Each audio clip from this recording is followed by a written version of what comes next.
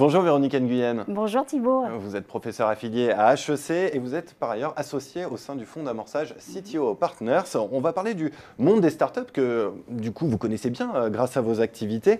Alors première question, on entend beaucoup parler de French Tech, on sait qu'elle est reconnue mondialement, on pense à ce qui se passe au CES de Las Vegas par exemple. Est-ce qu'on a raison d'être fier de nos startups ? Alors je pense qu'on peut tout à fait être fier et admiratif parce qu'il y a un foisonnement d'idées, un foisonnement de projets. Moi je l'observe tous les jours, que ce soit au sein du fonds CTO Partners ou dans le cadre du programme d'HEC Challenge Plus qui reçoit des porteurs de projets. Et puis on voit effectivement régulièrement des investisseurs américains qui viennent faire leur shopping en France parce qu'il y a d'un côté des très beaux projets et de l'autre des valorisations très raisonnables par rapport à la bulle qu'on observe aux États-Unis. Alors, dans quelle mesure est-ce qu'on peut miser sur ces startups pour contribuer au redressement économique de la France? Est-ce qu'on a raison de miser sur elles? Alors, je voudrais dire que le buzz médiatique qui est organisé par le gouvernement autour de la French Tech est totalement exagéré. Voilà, c'est pour ça que je vous pose la question. Tout à fait. J'anticipe un peu la réponse. Voilà, merci de m'avoir posé cette question. Je pense que ce buzz est entretenu pour cacher la médiocrité de la politique industrielle qui est menée depuis 40 ans. Et il y a un certain nombre de chiffres qui sont accablants pour l'industrie française. Je voudrais d'abord parler des licornes. Donc les licornes, ce sont les entreprises qui ont une valorisation supérieure à 1 milliard d'euros. Donc c'est un club. Voilà, on en a. Voilà, on en a. Donc c'est un club privé dans le monde d'environ 200 entreprises.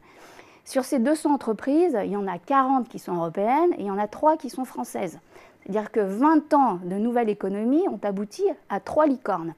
Quand on regarde les leaders, que ce soit l'industrie, les nouvelles technologies ou l'industrie numérique, ce sont toutes des entreprises américaines. Donc je prends Google, Amazon, mais Airbnb.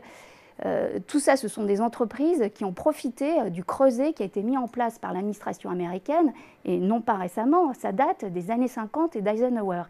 Ils ont passé un Small Business Act avec une Small Business Administration qui a été créée.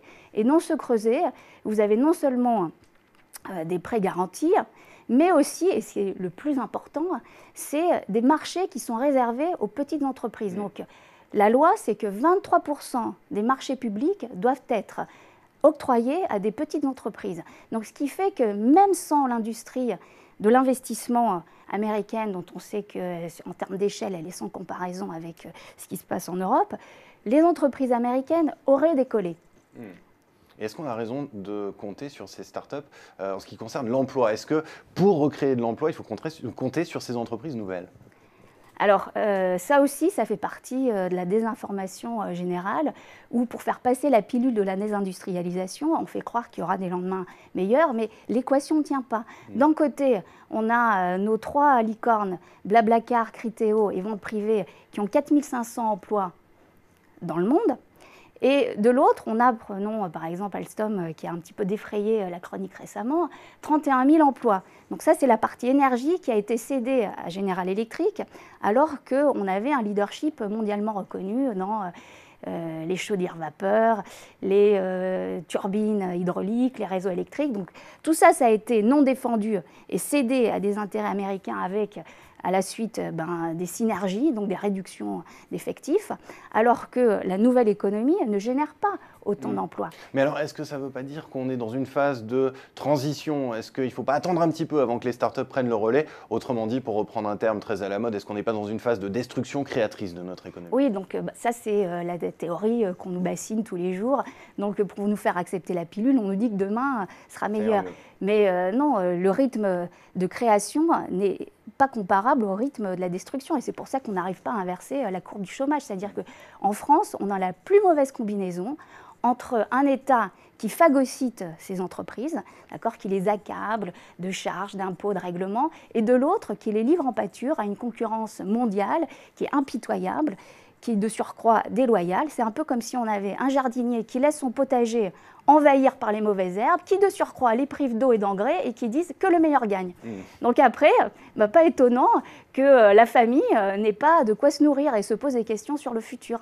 Mais alors, à quoi ressemblerait selon vous une politique d'innovation efficace? De quelles bonnes pratiques on pourrait s'inspirer? Vous avez parlé un petit peu du cas américain notamment. Oui, bon, je voudrais parler de la Chine, et avant de rentrer dans le détail de la Chine, je voudrais quand même dire que il y a des comportements qui ne sont pas totalement acceptables. Quand vous avez un ministre de l'économie qui se félicite de la présence des entreprises françaises au Consumer Electronics Show de Las Vegas en disant « mais c'est merveilleux, on a 190 entreprises et l'année prochaine, on sera la première nation représentée », alors que les Américains en envoient 1900 et les Chinois 1100, on peut vraiment se demander si nos ministres, ou ils délirent, ou ils ne connaissent pas bien leur dossier, ou ils nous racontent des sornettes pour nous endormir.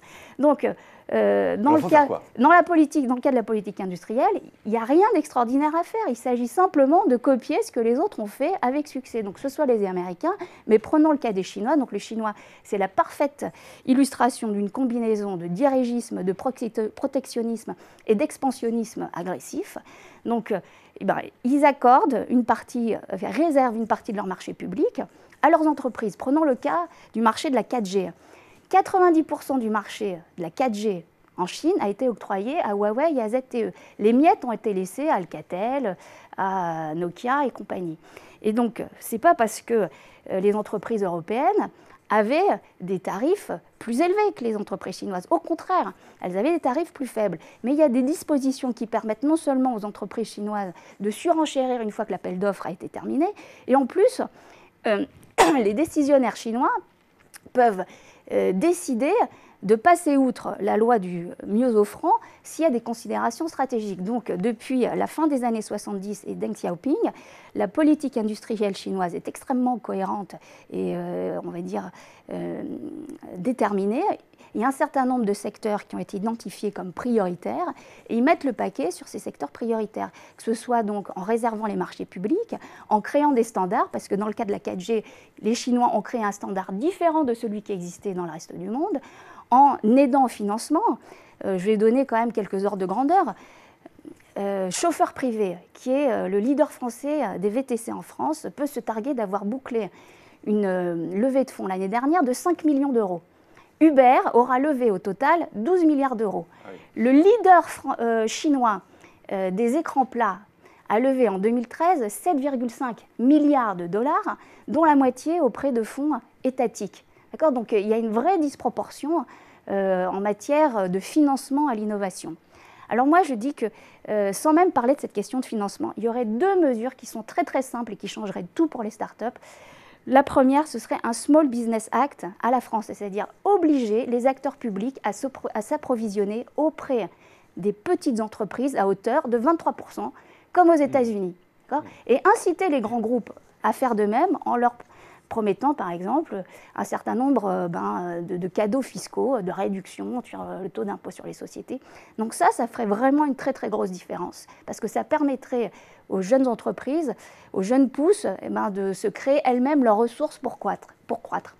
Et deuxièmement, un autre aspect qui me paraît fondamental et qui est très bien pratiqué par les Chinois, c'est l'aide aidée, c'est-à-dire que tout l'argent qui est donné aux pays en voie de développement, aux pays en émergence, il s'agit de le conditionner à des achats auprès d'entreprises françaises et non pas aujourd'hui de dire on vous donne l'argent, vous faites ce que vous voulez, puis par ailleurs si vous l'achetez chinois, c'est très très bien aussi. Écoutez, le message est passé. Merci Véronique Nguyen. Ça tombe bien, on est dans l'époque, dans le temps des propositions. Espérons que vous soyez entendus. En attendant, attention au storytelling, attention à ne pas être trop naïf. Merci beaucoup. Merci Thibault.